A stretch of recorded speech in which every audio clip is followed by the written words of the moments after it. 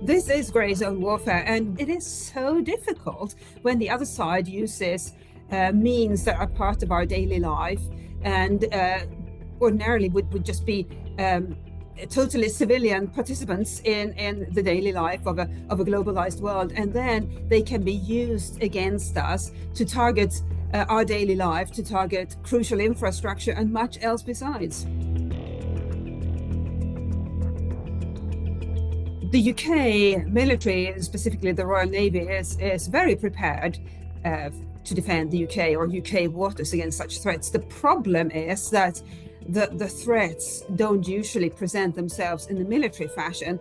The UK military defends the country against military threats, but what you do when it's not a military threat, and that's where we are at the moment. So if we look at what has happened in the Baltic Sea in the past few days, the two cables that have been damaged and indeed cut were cut by apparently by a Chinese merchant vessel. So we can say all we want that we know or we suspect that Russia or China or both were linked to it, but officially it's just a merchant vessel.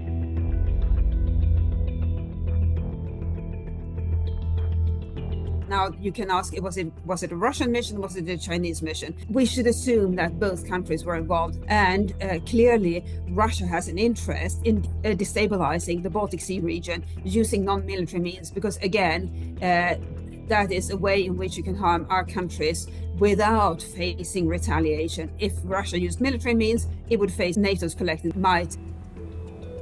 We'll see more of these if we don't do anything about it. But if we do something about it, then Russia and China will consider that, treat that as escalatory, and will escalate in return.